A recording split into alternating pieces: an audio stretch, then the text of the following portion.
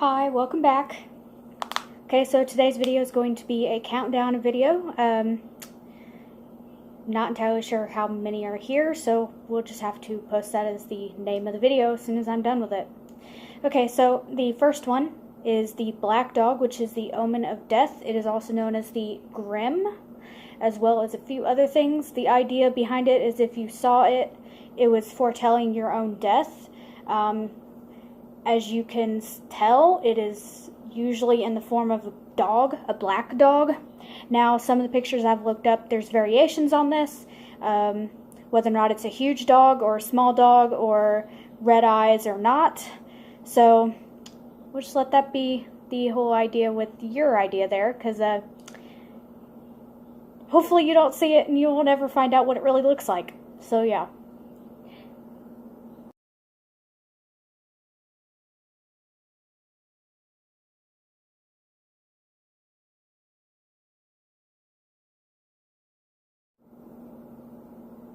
Okay, so the next item that I have written down is Drake's Drum, which, from what I've looked up on it, it was passed down to Buckley Abbey, which is in England, I suppose, by Sir Francis Drake in 1588.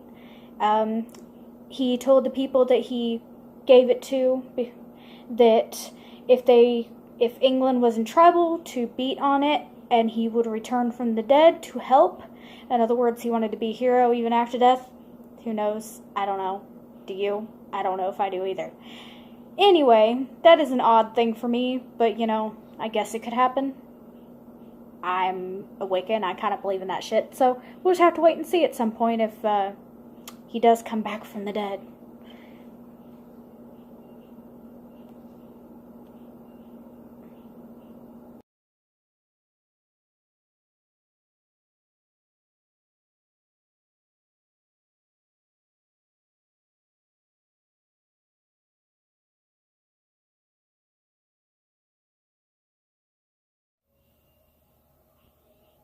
Alright, number 3 on my countdown.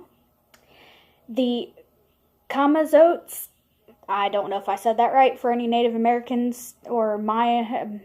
Yeah, it's a Mayan thing, but anyone who actually knows how to say that, I failed at it. Anyway, it's a death bat. Obviously, as I said, it's Mayan. It's supposedly the god monster. I would say the underworld, but I'm not entirely sure if that's accurate. It was powerful enough to destroy whole cities, like whole civilizations, I guess. And a treaty was made at some point. Why you'd ever make a treaty with a vampiric bat, I'll never know. But the treaty stated that he would give them fire if they sacrificed people to him. So there you have it. I'm so glad I was not born in the Mayan freaking empire. I'd freaking die.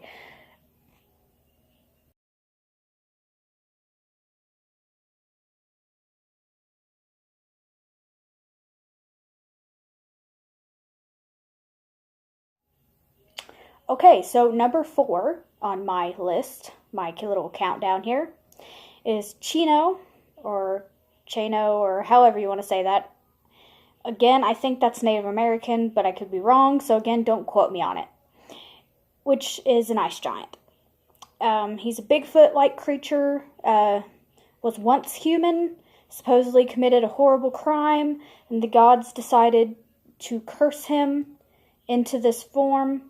They also apparently took away his humanity, because any human that he comes across, he eats them. Yeah, you heard me correctly. He eats them.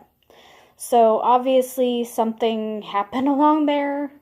I don't know what kind of a crime would call for such punishment, but whatever, I guess they had their reason.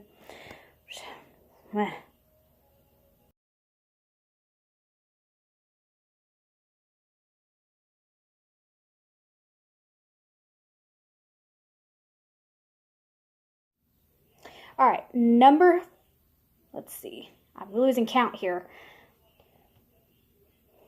Number 5 on our list is the water panther, or Mishipeshu,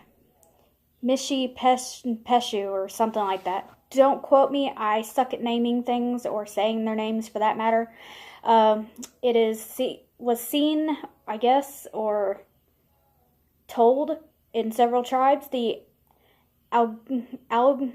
Algonquin, the Ojibwe, and the Shawnee. Obviously, I butchered the first 2 names, so anyone who's actually that form of Native American, I'm sorry, it's not my fault. It is a dragon-like feline. It lurks in lakes and rivers, waiting for humans. Once the human comes, it will drag them under, and it will drown them, and probably eat them, but I'm not entirely sure on that. It has a snake-like tail that they also use to lure their prey.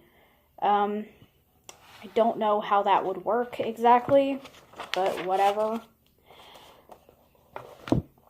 On to the next one.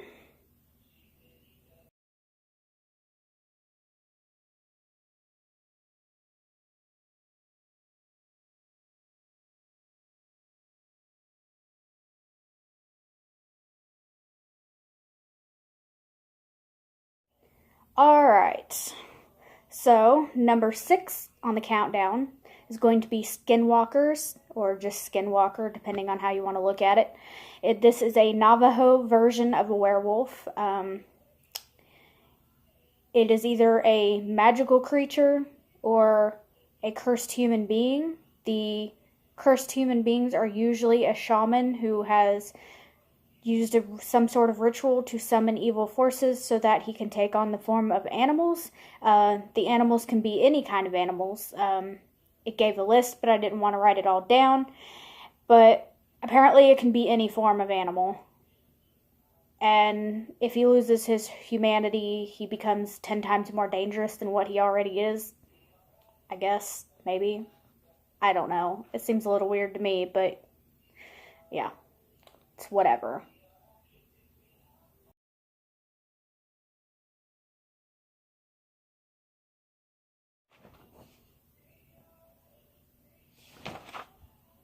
Alright, number 7 on the list is something that most people will know.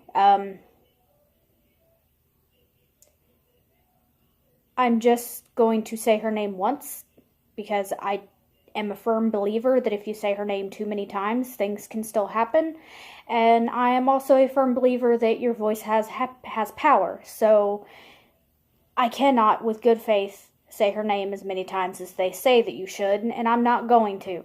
So if anyone who watches my videos clicks on this video because they decided that they wanted to see me make a fool out of myself or get haunted because I decided to be stupid, you're not going to find that here. I'm not going to do that.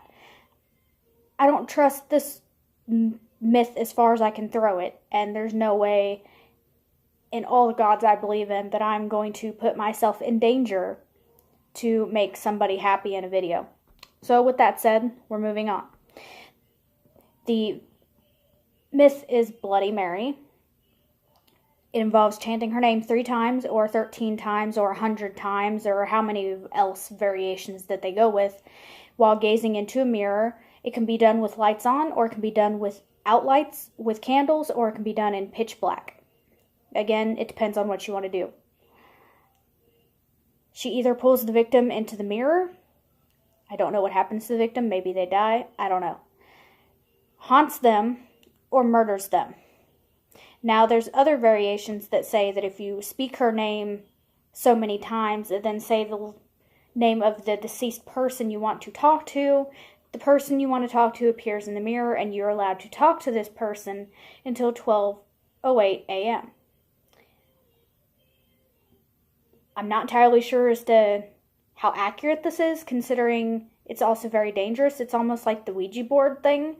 You're calling something to your mirror that could very well be that person, but then could very well not. You don't know what is coming at you. Just like this lady that they say her name so many times, you don't know if it is really this person.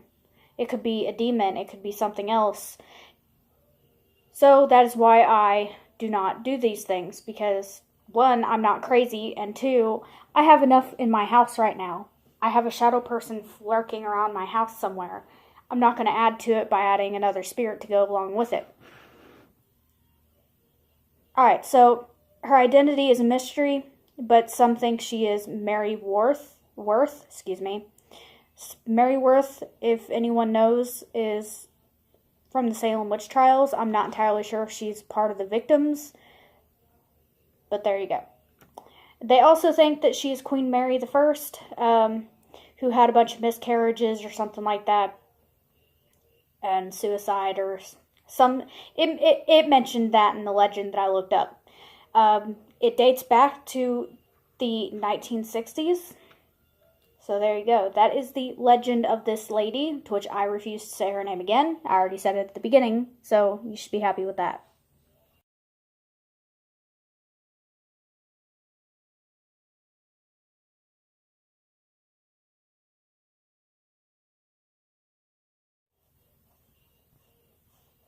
Alright. The next and final thing in my countdown is doppelgangers. Okay, so as I've mentioned, I'm deathly afraid of doppelgangers. It's not because they can do harm to me. No, that's besides the issue. The issue for me is that I'm afraid of death. And if a doppelganger, especially my doppelganger, my double, appears in front of me, I'm going to flip out. Because, and I will get into why in a second. Okay, so doppelgangers are a ghost or a double of oneself.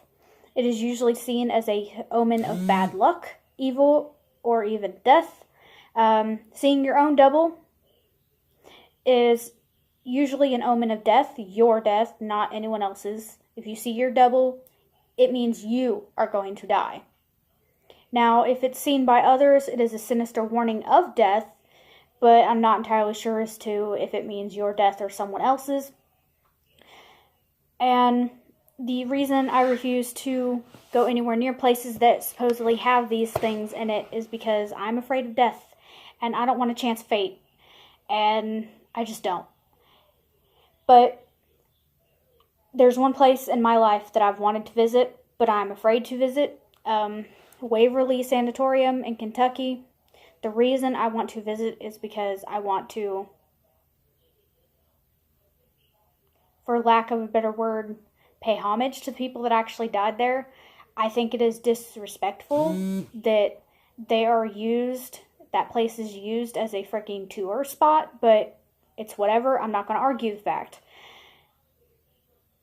And on some floors, there's one floor of that sanatorium that supposedly has a doppelganger.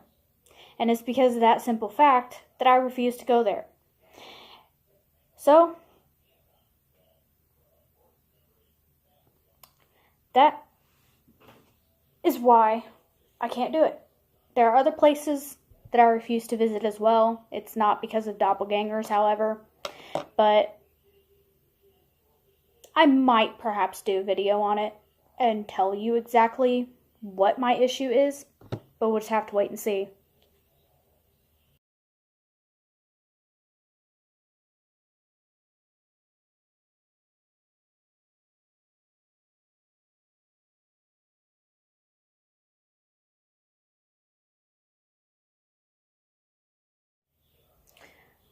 Alright guys, so that was the end of my countdown.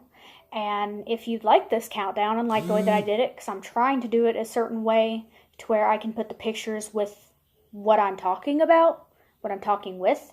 So you'll notice that the videos are actually cut up. Because the thing I edit videos with does not allow me to do a whole video and then put pictures in between. So I have to actually film, stop, film again, stop, film again. You get the picture. So that is exactly what the whole idea is. And hopefully it works out. And if it doesn't, well, let me know and I will stop doing it.